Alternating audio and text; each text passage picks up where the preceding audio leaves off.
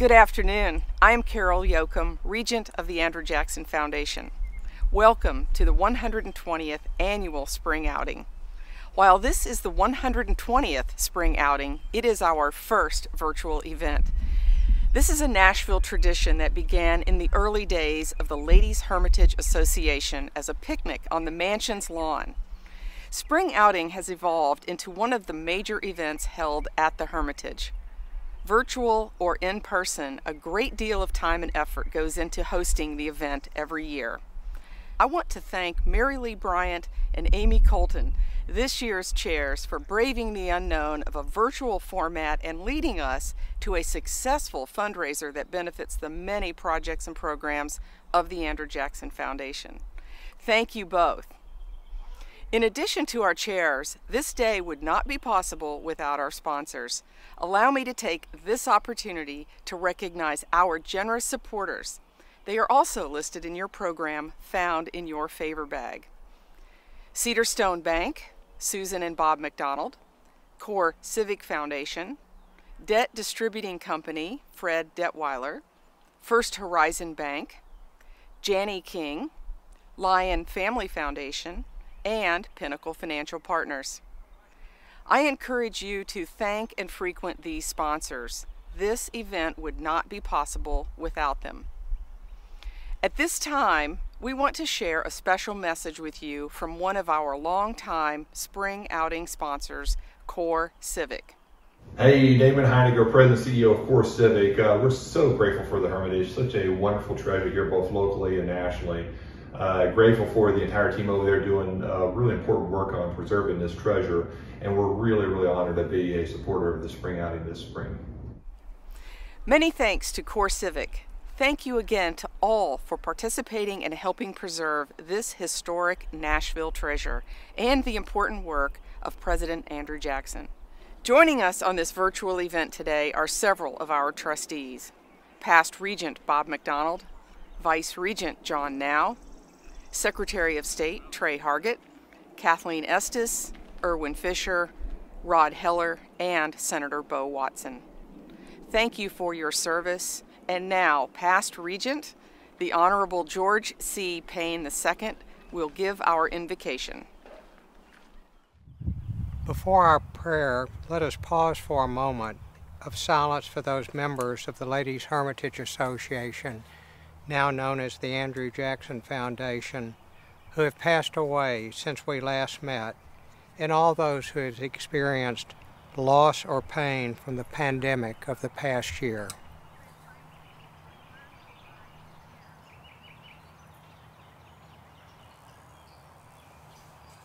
Thank you.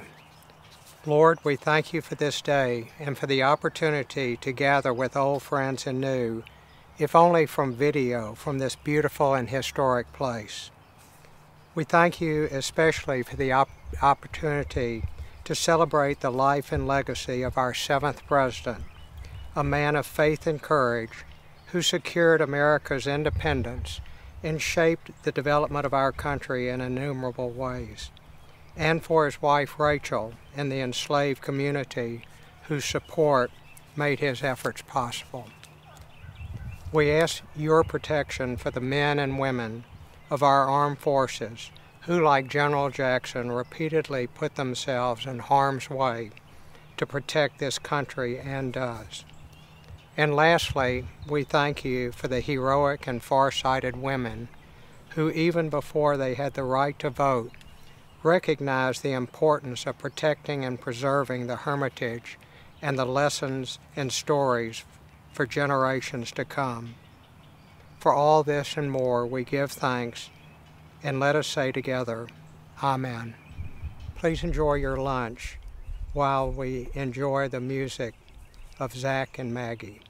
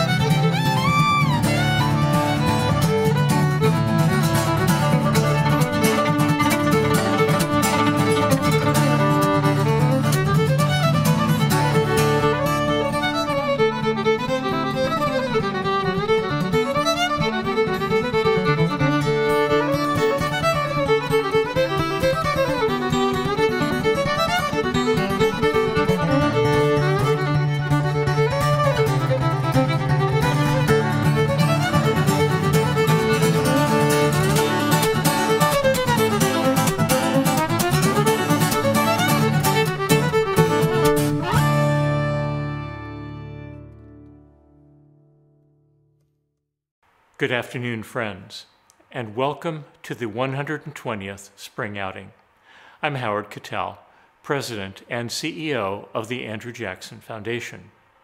Thank you for participating in this virtual event, for supporting the most unusual spring outing ever, and for being a partner with the Andrew Jackson Foundation to preserve, educate, and inspire.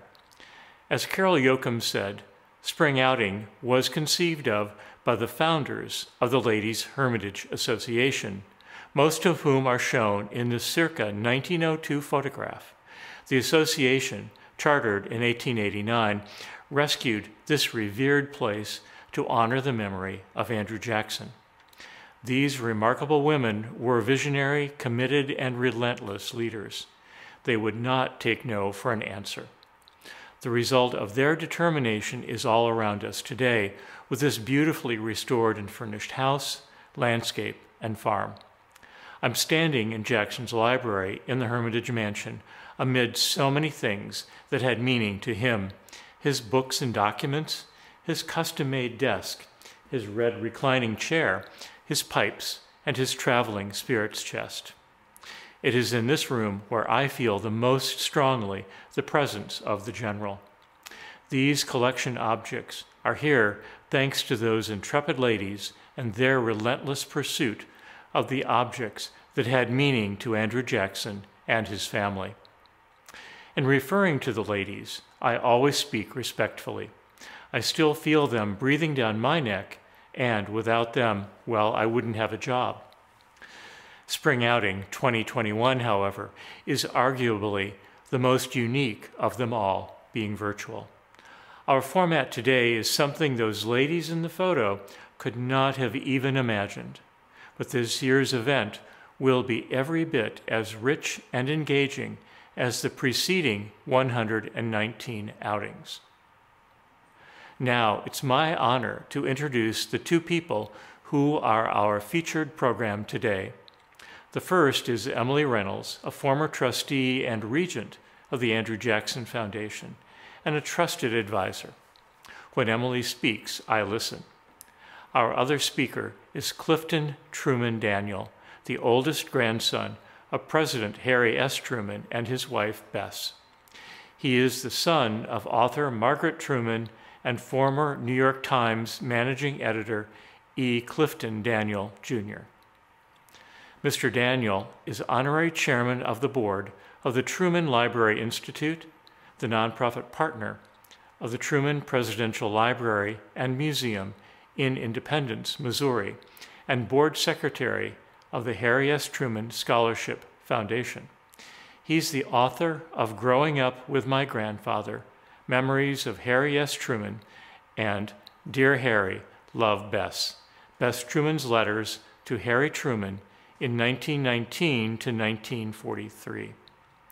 Clifton is currently portraying his grandfather in the one-man stage show Give 'Em Hell, Harry, as well as writing and lecturing on the Truman presidency. It was Clifton's grandfather who made a statement about Andrew Jackson that I frequently quote. Former President Truman said of his predecessor, "Jackson was for the little guy, the guy who had no pull, and that is what a president is supposed to do."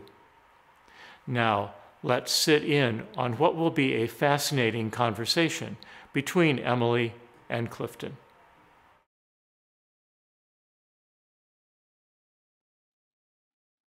Thank you, Howard, and what a pleasure it is to be with everyone this afternoon. I have the honor of coming to you from the rear parlor of the Hermitage, the home that Andrew and Rachel Jackson moved into 200 years ago this year. I'm also privileged to welcome Clifton Truman Daniel to our midst, as Howard said, our very special speaker. And Clifton's coming to us from his home in Chicago. Hi, Emily, how are you? I cannot start my video, so I'm invisible. We'll get this fixed. Thank you.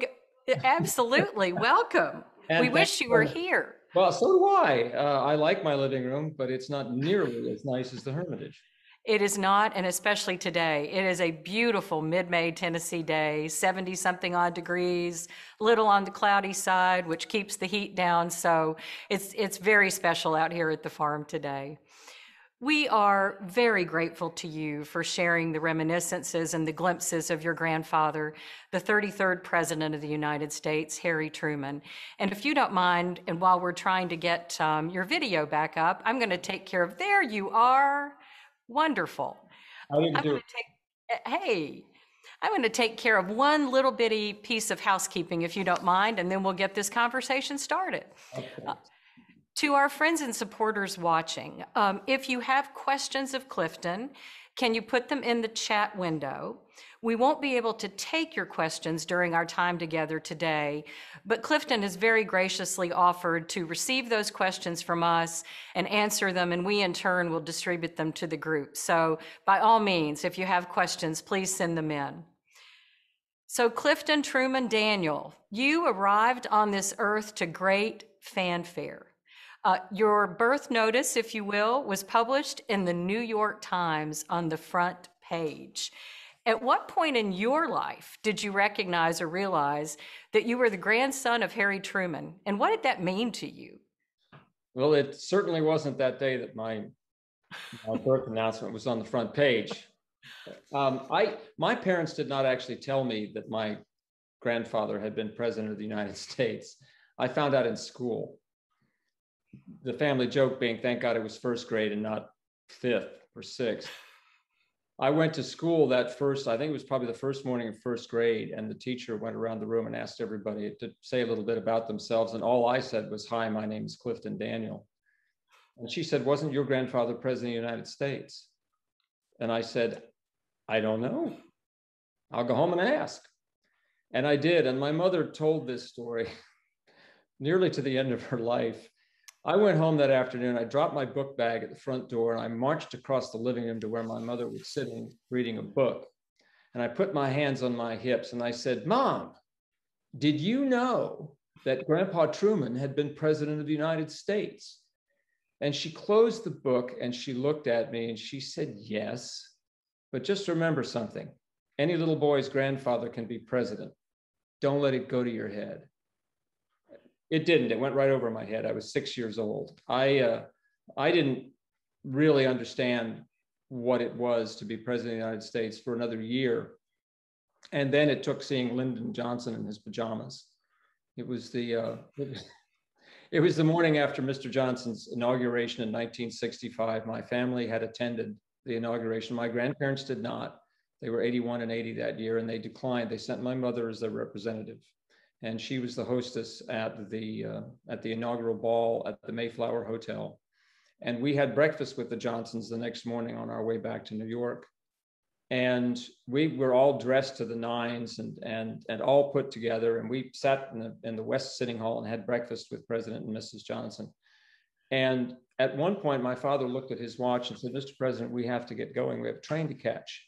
And President Johnson said, oh, Cliff, relax. You've got plenty of time. The train will wait. And my father said, yeah, for you, not going to wait for me. And he said, just sit down, sit down. So Dad did. He relaxed, and he relaxed a little too much. And the next time he looked at his watch, we were going to miss our train.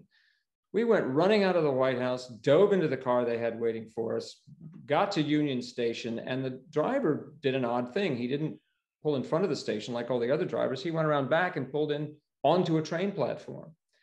And on the platform was a baggage handler with a cart and a conductor with his watch out. And behind them was a train. So we ran for it, throwing the bags at the guy with the baggage cart. And the conductor said, folks, slow down, relax. We've got plenty of time. The White House called. President Johnson had stopped the train. And it was then, well, my father and I had two very different reactions. Dad's was, well, why didn't he tell me he was going to do that? I wouldn't have worried all the way over here. And my reaction was, wow, my grandfather could stop trains. And that's when it hit me. It went right to my head, which is exactly what my parents and my grandfather were trying to avoid.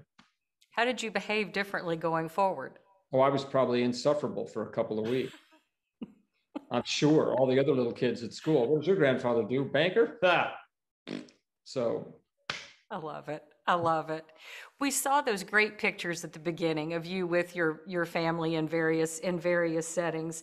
And there were times your parents traveled and your grandparents came to New York to stay with you and your brothers. I have to ask you, rate your grandfather as a babysitter. Terrible. He was a terrible, terrible babysitter. To begin with, he didn't listen to instructions. He did not do as the mother of the children wanted. The first time that they left us with my grandparents, my parents went out of town. They went on a trip to Europe, and they left us with Gammy and Grandpa. And of course, when the former president of the United States is in your house, there are reporters and photographers outside your house, photographers particularly, waiting to see if they can get a picture, if they can get him to stick his head out the window or wave or something. And my mother didn't appreciate that. And the last thing she told my grandfather as she went out the front door was, do not let any of those guys out on the street take the children's pictures. And Grandpa said, sure, no, wouldn't dream of it. She walked out the front door. He walked back through the house and picked us both up, picked me and my brother Will up, and opened the curtains and stuck us both in the living room window so the photographers could take as many pictures as they wanted to. And of course, we were in our pajamas. This is first thing in the morning. Not only did not follow instructions, but he also didn't pay much attention. You saw in the pictures, I had one of those hobby horses. You see that, and that's the dining room of our New York apartment. And that's the chair that Grandpa was sitting in one morning. And I was across the room with the hobby horse. And that, it's got springs at the knees and the front and the back, and you can ride it up and down and side to side. You can kill yourself. And my mother was always telling me that, stop riding that thing so hard, you're going to hurt yourself. And she wasn't around. And Grandpa was reading the newspaper, and he was paying no attention to me whatsoever. So I rode that thing as hard as I could. And sure enough, I tipped it over, and it landed with a bang, and I went flying. And my grandmother came running out of the kitchen and saw me and went to scoop me up. And I saw her coming. So of course I burst into tears. That's good for a hug, or maybe even a chocolate chip cookie. So I started crying, and she almost reached me when a voice from across the room said, stop right there. Don't you touch him. And she stopped. And I looked up to see who'd ruined this for me. And there's Grandpa glaring at me over the top of his newspaper. He said, you quit crying. You're not hurt. I shut up immediately. He said, get that contraption up, get on it, and start riding it again. And my grandmother got the hobby horse up and dusted me off, put me back on it. She went back in the kitchen. He went back behind the newspaper, and I rode very carefully for another 30 seconds or so until I figured it was safe to get out of there. It turns out he was a lot nicer to me than his own father, John Truman, was to him. He was, I think, about 6 years old, and he was riding a pony around the backyard of the house in Independence, and he slipped out of the saddle. And John Truman was disgusted. He said, any boy can't stay on a pony at a walk deserves to walk himself. Made him walk back to the house. At least I got to get back on. Was that photograph taken before or after the incident? Do you know? Well, I'm smiling, so it must have been before. Okay. Unless you recovered quickly, unless right? I recovered quickly, yes. Or my father said, smile, I'm taking a picture. So. Well, by the way, what was your mother's reaction when she had to see the newspaper coverage of you and your brothers at the window in the apartment? I don't know. She was probably not happy, but neither one of those two, my grandfather and my mother, neither one of them could do wrong for very long. If they did something the other one didn't like, they were quick to forgive. My grandfather said once, he made her really mad once. He was asked, I think while he was still in office, he was asked, what do you think of Margaret's singing career? And he said, frankly, I'd rather have grandchildren. And that did not sit well, but I don't think she was mad for very long. They really couldn't stay mad with each other. So speaking of special relationships, clearly your mother as an only child had a special relationship with her parents, but in turn, your grandparents had a very special relationship. And your grandmother lived such a public life, one that was probably not of her choosing for someone who apparently was such an intensely private person. You did a brilliant job in capturing their relationship in the letters and the book, Dear Harry, Love Bess. How would you describe their relationship to us? I love the fact to start with that they met when she was 5 and he was 6. My great-grandmother, Mattie Truman, Martha Ellen Young Truman, took him to they were Baptists, but she took him to the First Presbyterian Church Sunday School in Independence for a couple of reasons. One, I think it was practical, it was closer, and the other was I think she'd had some argument with the Baptist church folks. And it was a good church, and they had a good Sunday school, and that was important to her to give him a religious education. So she took him to the First Presbyterian Church, and he remembered to the end of his life walking into that Sunday school classroom and seeing my grandmother, and with her bright blue eyes and long golden curls, and it stuck with him. He fell in love with her pretty much right then and there. And as far as the family or the archivists at the Truman Library or historians know, he never thought of another woman seriously, never looked at anyone else. So they grew up together. They went to the same schools. They had the same teachers. They were friends. They knew each other. My grandmother did not pay as much attention to him as he paid to her. He kind of did a banner day if he could carry her books home from school, but he was just another one of the boys as far as she was concerned. And they didn't reacquaint themselves until many years later in 1910. When my grandmother was living at her grandparents' house, and my grandfather at that point was working on the family farm in Grandview, Missouri. But he had 2 cousins, Nellie and Ethel Nolan, who lived across the street from my grandmother's grandparents, where she was living, 219 North Delaware Street. And he often slept over because it was even 26 miles to Grandview could be tough in those days if you didn't have a car and you had to rely on the trains or the trolleys. So he sometimes stayed over, and he was over there one afternoon when his aunt, Margaret, came in with a cake plate and said, "This belongs to Mrs. Wallace across the street. Will somebody run it back over?" And my mother said that my grandfather moved with something approaching the speed of light, grabbed the cake plate, took it across the street, hoping that my grandmother would answer the door, and she did. And he went in, they talked for a while, and he asked if he could write her, and she said yes, and that began their courtship, a 9-year courtship, mostly through the mail and occasional visits. A very close relationship. They shared everything. My grandmother had suffered tragedy at the age of 18 when her father, David Wallace, committed suicide. And part of the tragedy of that was that David never shared with my grandmother's mother, Madge, what was happening to him, what he was feeling. It was what you did in those days. So I think one of the major reasons that my grandmother fell in love with my grandfather is that he told her everything. And that was lifelong. They shared absolutely everything. Politics, tragedy, happiness, family stories, everything. Wasn't anything they didn't talk about. She turned him down, though, the first time or two. And then she was ready to be married as he was going off to World War I, but he said, "No, let's wait." How did that part of the relationship play out? He was head over heels in love with her, and he proposed, I think, 6 months into the courtship, and she turned him down. And I think that was, well, it was kind of fast, and she was very cautious because of her father, and because she was the chief cook and bottle washer in that home. My great-grandmother had been devastated by David's suicide and had become a virtual recluse. And my grandmother ran the house, helped raise her 3 younger brothers. And she was also my great-grandmother's closest companion. They shared, she was the only daughter, and they shared the tragedy in a different way. So they were each other's companions. So she was very close to her mother.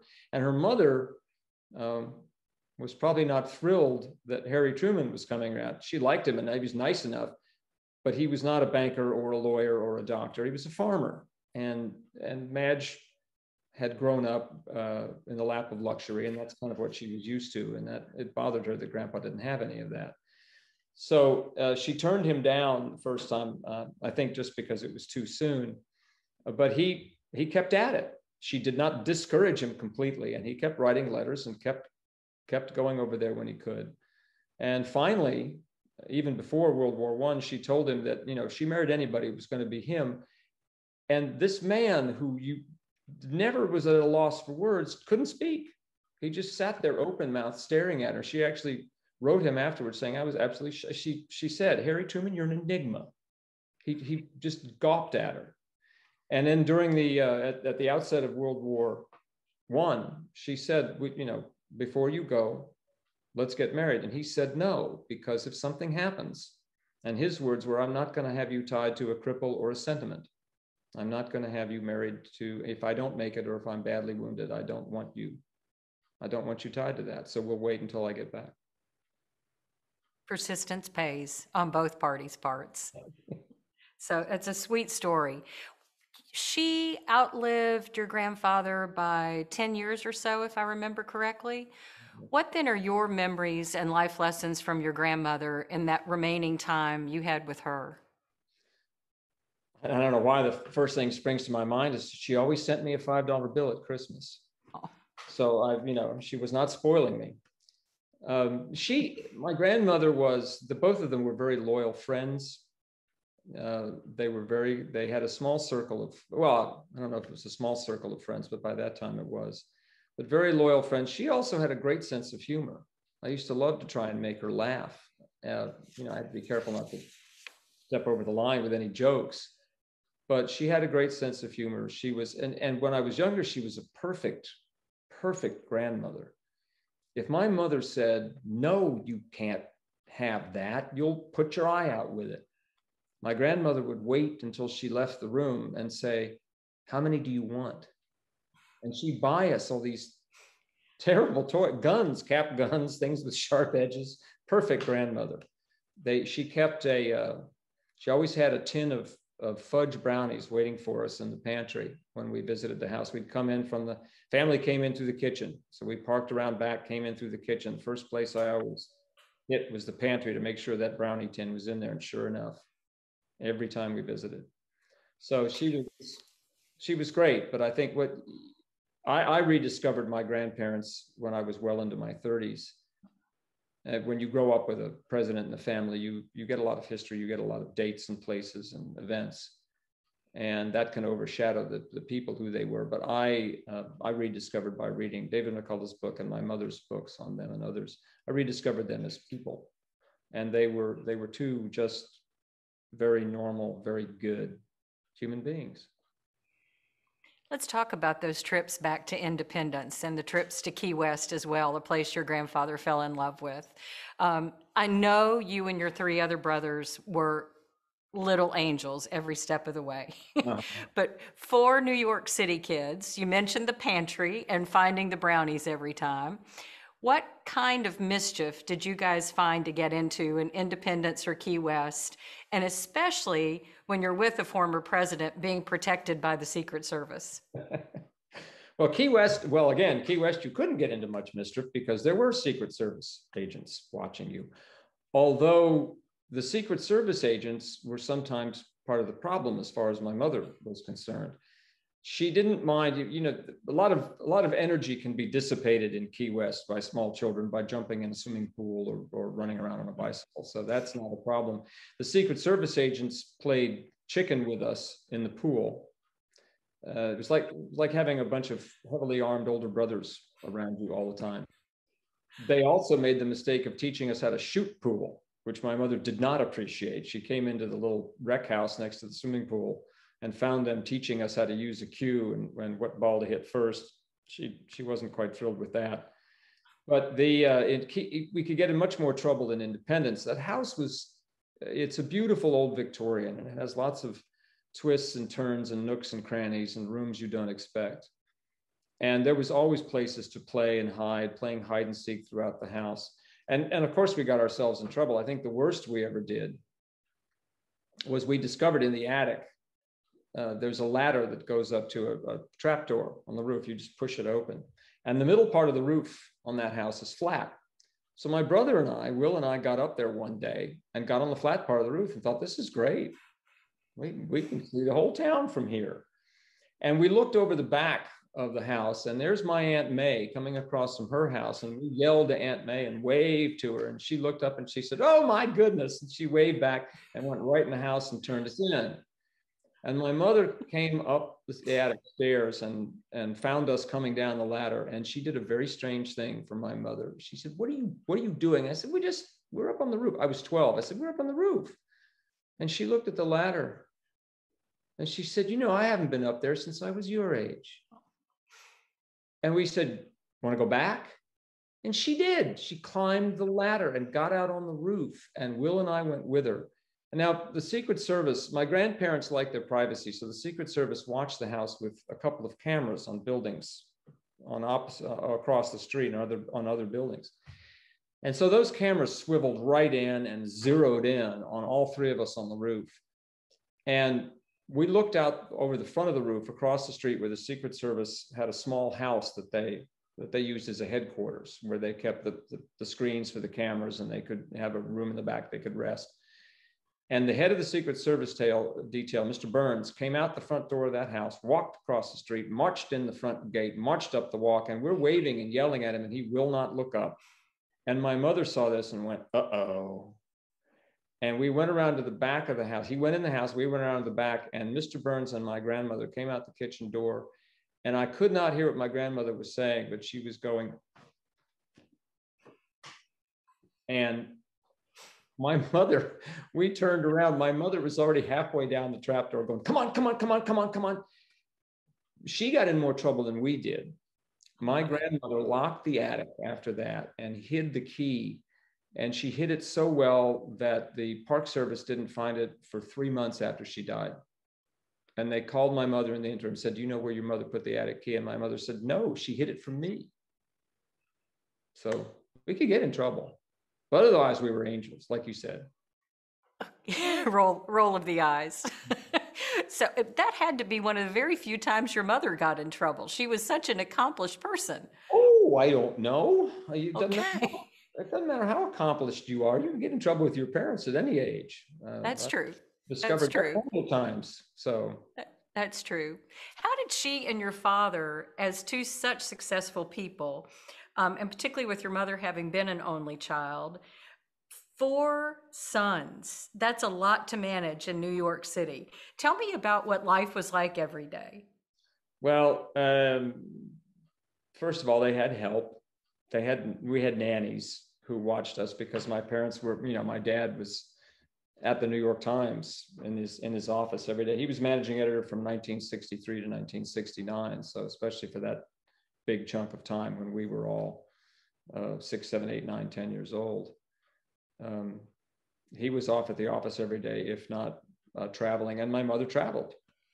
She sang, she did interviews. So we had to have someone taking care of us. So we had a succession of nannies is how they managed it mostly. But I don't remember them being gone a whole lot. I mean, they were always around. They always had something else to do. And again, this springs to mind.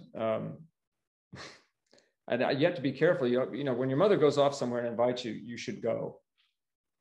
She invited me one afternoon. I was a big Star Trek fan when I was a kid.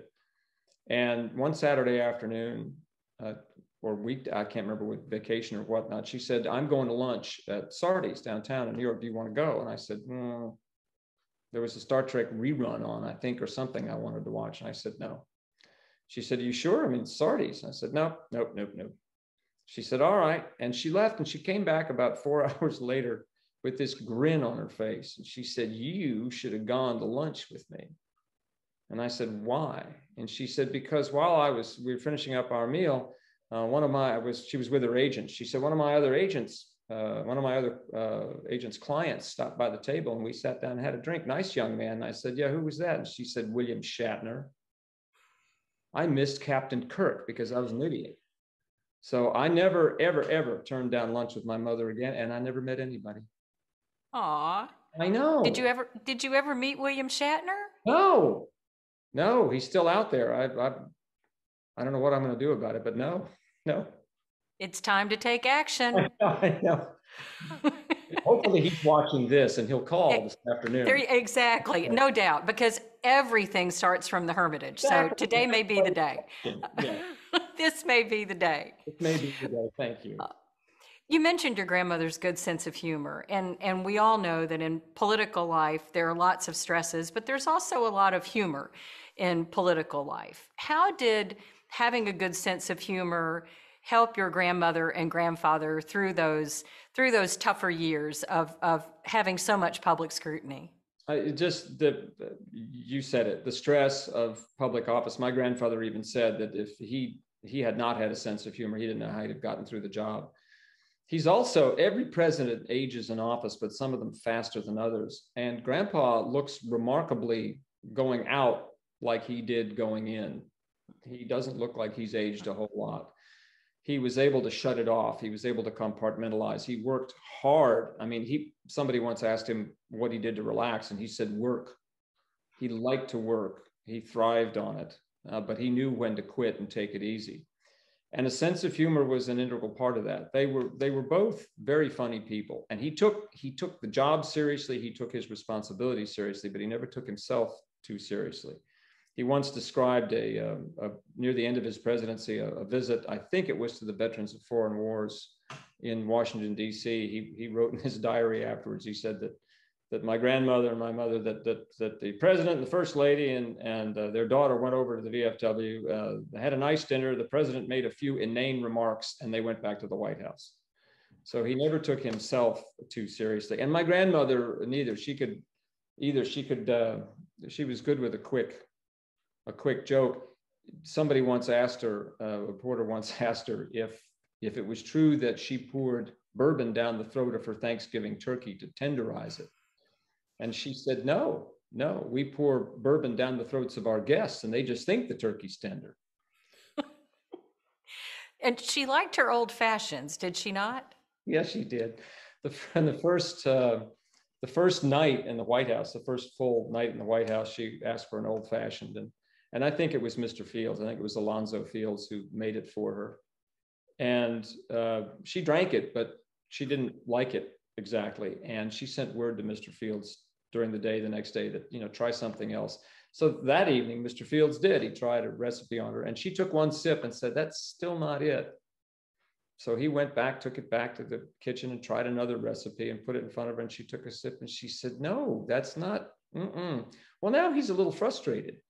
So he went back, dumped the glass out, filled it with fresh ice, and poured in straight bourbon and put it in front of her. And she took a sip and said, now that's an old fashioned.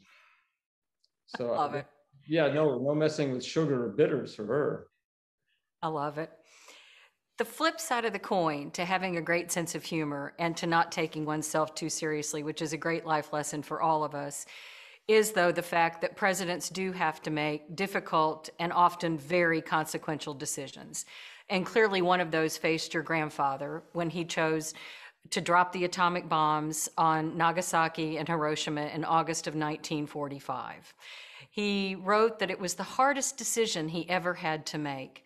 You and your family have had the opportunity to meet some of the survivors of those atomic bombs, to attend commemorative events in the country, and to really be a spokesperson about this. Tell us what's been meaningful about that experience to you and your family.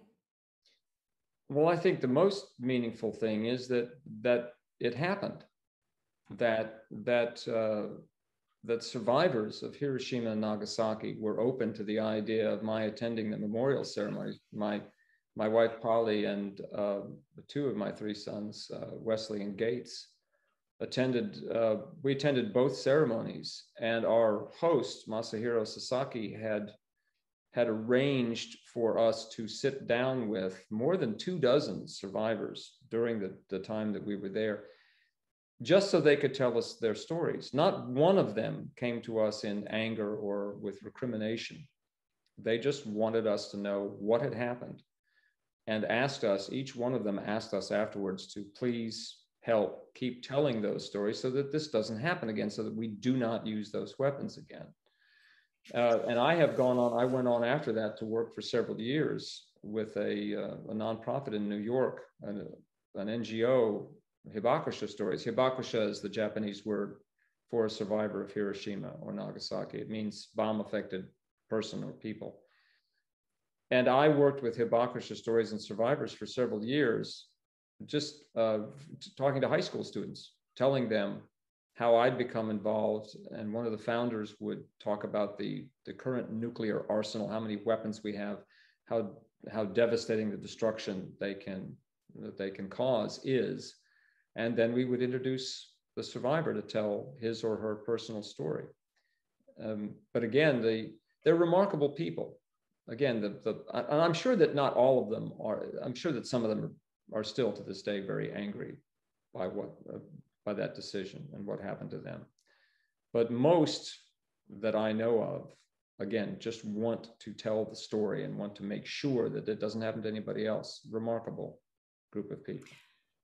As you grew up and learned more about that time period yourself and the difficult decision your grandfather made, did you ever ask your grandfather or grandmother for perspective? Did you inquire of your mother about that decision? What part did it play in your consciousness as you headed into adulthood? Not a lot in my young life. It was, again, something I learned about the atomic bombings in school. The only difference between me and other children in my class was that I could go home and ask my mother. My grandfather never spoke to me about them. It's a tough subject, and he died when I was 15. So through most of my grade school years, second, third, fourth, fifth grade, we probably first learned about them when we're 9 or 10 years old, when we study U.S. history.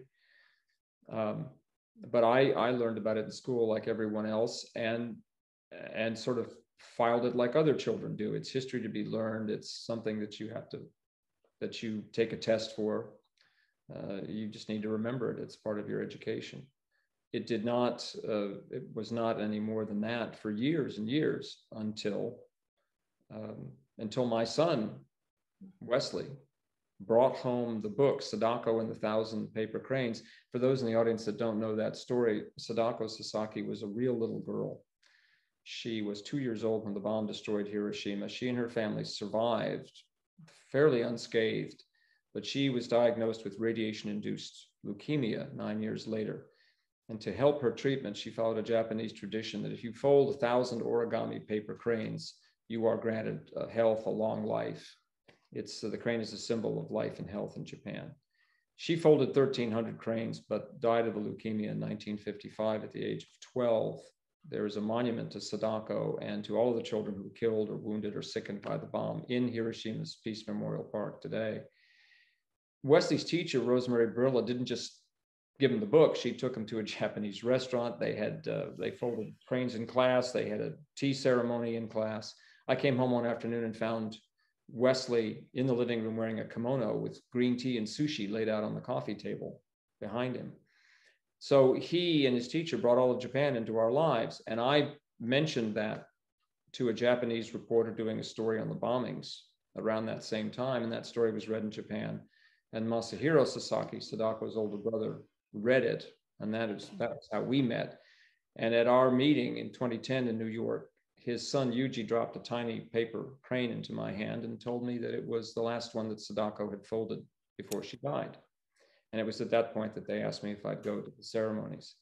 I should add, we're talking about one side of this. I've also met a former American servicemen, veterans of the Pacific War, who had a similar grace and honor in the aftermath. One of them, Orville Amdahl, was a Marine artillery captain, fought his way all the way across the Pacific, was getting ready to land. We were planning an invasion, ready to land at Nagasaki, and he was very worried because Nagasaki is a steep river valley, and there were gun emplacements all in the hills. They land in the harbor and get cut to pieces. So when the bomb was dropped and the war ended, he was relieved, grateful, and he went ashore. He and his men went ashore as one of the first units ashore at Nagasaki, and he was heartsick at the devastation and the injuries, the wounds, the radiation poisoning, and it stayed with him. He was encouraged to bring home a Japanese sword because they were disarming all the officers, and they had a pile of swords, and he brought one home. He put it in the closet. He didn't really want it. He didn't want to wave it around. He didn't hang it on the wall. He wasn't he wasn't, it wasn't a source of pride for him to have a Japanese weapon. He put it away. And 64 years later, through the Nagasaki, I don't want to say Twin Cities, St. Paul, I think it was St. Paul, Minnesota, Sister City Association, he found the son of the Japanese officer who had given up that sword and wrote to him and returned the sword to the family. The ceremony was packed. So that kind of grace and that kind of honor on both sides, I think, is what we all should be looking for in the aftermath of something that devastating. Oh, thank you for sharing those stories. So on that note, let's turn for just a minute to legacy. What responsibility, obligation, commitment did your mother feel to preserve the Truman legacy? I think she had the same, and I probably get my attitude from her, but I find that it's a very similar attitude among other descendants of presidents. You have two jobs. One is to preserve your ancestors' legacy, as you said. The other is to do so and make it your own, to do something with it, to use your powers for good, as it were, to do what you can, to do something positive. I tried to do that with Hiroshima and Nagasaki. And we've also, Massey McKinley, President McKinley's great nephew, he's also President Cleveland's great grandson. So he has a double whammy in the family. Massey McKinley and Tweed Roosevelt, Teddy's great grandson, and Lyndon Johnson Robb have formed the Society of Presidential Descendants, so that we can all, we share an interesting legacy. And this helps us exchange ideas, help each other's presidential libraries and foundations and homes. So I think that's the job, is to preserve, but to do so and to keep it up to date, to keep it relevant, and to keep the lessons. Grandpa always said, there's nothing new in the world but the history you don't know. If we keep teaching those lessons, the good ones and the bad ones, hopefully it'll help. So there are some programs you've done with other descendants of presidents, and you and Lucy Johnson tell a great story about when you visited President Johnson the morning after his inauguration, still in his pajamas, and I think he gave you some parting gifts as you all were headed for the train? Yes, he did.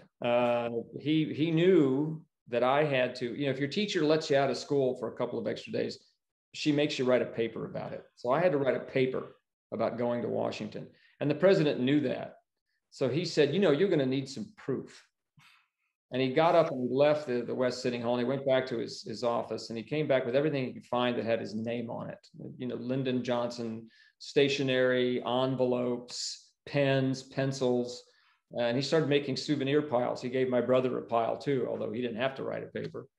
So he's almost all the way through the pile, and Lady Bird Johnson lunged across the coffee table and snatched something out of his hand, said, "Lyndon, for God's sake, you can't give them those." Turned out he tried to give us each a book of White House matches. I was 7, Will was 5. Probably not a good idea. And years later, I told that story at the Johnson Presidential Library in Austin. And Lucy was in the front row with her children, grandchildren, I think. And afterwards, I couldn't imagine what, because I'm telling these stories. And afterwards, we went upstairs and Lady Bird was there, Lady Bird and Lucy and the kids. And we had dinner upstairs on the 7th floor of the library afterwards. And Mrs. Johnson, as the meal started, she rapped on her glass and said, "I'd like to give Clifton a little something for coming and speaking to us this evening." And I thought, God, what? And she said, "Hold out your hand." And I did. And she dropped 2 books of matches into it. But they were LBJ Ranch matches. She couldn't get White House matches on short notice. But then even later, just a couple of years ago, Lucy came out to speak for the Truman Library. The 2 of us were on stage together, and during the presentation, she gave me LBJ White House matches and LBJ White House pens. I have them in the drawer of my desk. So she caught up to me all these years later and gave me she gave me what the president swiped from me, or what Mrs. Johnson swiped from me. She finally figured you were safe to have a couple of packs of. Yeah, at the age of 61, it was probably okay to give me a book of matches. Exactly, exactly. How do you all communicate with each other? You said there's been an organization created. How do you stay in touch to communicate that shared bond? Well, and through the organization, Massey and Tweed keep us in touch. We have email. We have each other's email. We have there's a website. There are, that's how we stay in touch with. And I think there are 80 of us signed up now, and hopefully more on the way. I think we're a 12-member board of directors.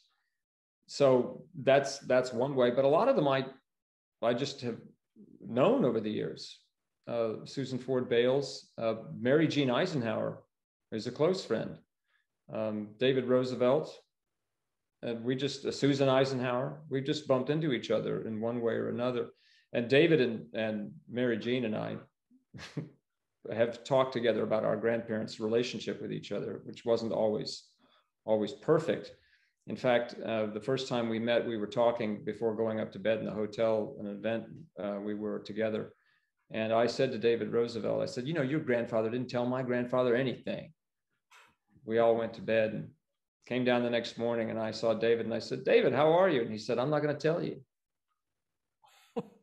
So we got along. It was a good joke. But so a lot of these folks, I just know Massey and Tweed and Linda and Lucy. I've known Linda and Lucy probably the longest because our families were close. Well, it's such important work to keep that legacy alive. To the best of my knowledge, I think, though, you're the only presidential descendant who actually plays the president, as you do in the one-man show, Give 'Em Hell Harry. How is it channeling your grandfather? Weirdest retirement plan anybody has ever come up with. If you had told me years ago, oh yeah, you're going to play your grandfather on stage. Oh, you have to be kidding. And it was one of those things, a fluke, kismet. I give a series, I lecture on my grandfather, and I told a couple of friends, Gary and Nancy Katz in Florida, I said, people are beginning to come up at the end of these lectures and telling me I look like my grandfather. And they said, yeah. And I said, there's this play, Give 'Em Hell Harry, and Nancy said, you should do that, and encouraged me and pushed me to do it. And I told a friend that, who happens to be the executive director of the Thalian Hall Center for Performing Arts in Wilmington, North Carolina, where I used to live, Tony Rivenbark. I sat down with Tony and I said, we were having dinner together, and I told him that story, and he said, And the next thing I knew, he had 2 weeks set aside in October of 2017, and we did 8 shows of the play. And we've obviously had a 1.5-year hiatus due to the pandemic, but we're starting up again in July. Oh, good. Where's your next performance? Jefferson City, Missouri. Oh, good. Perfect. So, no, I enjoy doing it. I worried at the outset, am I doing this right? Am I getting the accent right? Am I representing him correctly? But the longer it goes and the more I do the show, it gets easier. I was terrified the first few shows that I would get it right, but it's a good play. It's a good show, written by Sam Galoo. James Whitmore originated it in 1975. No, I remember the Whitmore production at Ford's Theater in Washington, D.C. Yep. So you're now at the point where you're having fun with it. Yes, to the point where, something goes wrong, I can make a joke out of it. The first few performances are pure panic. You just, because it's just you. I've never done a one-man show before. I've been on stage with other actors, but I've never been, and I'm thinking of ways before we did, I was thinking of ways to cheat. Do I get an earphone? Can I leave pieces of script lying around? And Tony said, no. So I had to learn the script. So, at first it's terrifying. Well, we need to get you to Nashville. That would be fun. That would be to have you perform here. So let me ask you, and you've referenced this a couple of times with regard to how your grandfather thought and worked. All of us lament the lack of bipartisanship in this country in this day and time, but we know that politics has always been a rough and tumble sport. But your grandfather prided himself on the bipartisan relationships, building relationships across the aisle, as we say in the United States Senate. And then as president, he reached out to former President Herbert Hoover and in essence put him to work on a very important commission that was dealing with food shortages and famine that existed across the world after World War II. And I think it's remarkable that those two attended the opening of each other's presidential libraries. How important was that spirit of cooperation, that spirit of bipartisanship to your grandfather? Very. And in addition to his friendship with President Hoover, he also, Grandpa is the founder of the modern transition between one administration and another. When then General Eisenhower won the presidency in 1952, Grandpa approached him and his staff and made sure, he told them, he said, come, sit with my staff, learn what we're doing, know what's going on. We'll give you briefings. You can spend as much time as you want. And it was a little glitchy because it was Republican versus Democrat, and there was some thought that there was some political motive behind it. But eventually, and that got codified in the Transition Act, I think 1963. But Grandpa was the one who started that. It was very important for him for the country, for the continuity, particularly for foreign relations, particularly for this country to put forward a unified front when dealing with the rest of the world. But very important to work across the aisle. Grandpa and President Hoover had a great friendship. He did put President Hoover back to work. He needed him. Hoover had done a fantastic job following World War I famine relief in Europe. And he did the same for my grandfather after World War II, which he always appreciated being, because President Hoover was a public servant at heart. He was an excellent public servant. And Grandpa knew that and put him back to work. And they maintained that friendship. They used to, and of course they'd take him, the joke was, and Margaret Hoover, his great-granddaughter, is a friend. And Margaret and I have told the story that the two of them would go out on the campaign trail in 1956 and 1960 and say awful things about each other's party, just, politically motivated. Grandpa once said that if you voted for the Republicans, you were going to be back in Hoover carts again. It was going to be like the Great Depression. And then he'd have to call President Hoover that evening and say, I'm sorry. You heard that I said some stuff about you. And Hoover would say, well, that's all right. We know it's just a game. And besides, I'm going to say some pretty bad stuff about you tomorrow. So get ready for that. And they would just joke about it. And of course, they attended each other's library openings. And a woman approached President Hoover at the dedication of the Truman Library in 1957 and said, Mr. Hoover, what do ex-presidents do? And he said, well, madam, we take pills and attend each other's library openings. That's a great line. Oh, that's a great line. And on that note, sadly, our time is up. It has gone much too fast this afternoon, and I could listen to you with these remarkable stories all afternoon. Is there anything else that we haven't touched on that you'd like for us to have in terms of a final glimpse of your grandfather? Well, thank you, Emily. And likewise, I could spend the afternoon talking to you. I think it would be, hopefully we get a chance to do it again. This has been a lot of fun. I think I'd leave the audience with this. People often ask what I think my grandfather's most significant accomplishment was. And I always wind up saying it was to show the rest of us that a farmer, a small businessman, a soldier can rise to the highest office in this land and do a better job of it than almost anybody else. And we need to remember that. And like his hero, Andrew Jackson, my grandfather was for the little guy. And I think he's right. That's what the presidency should always be about. Well put. Clifton, thank you. It has been an honor.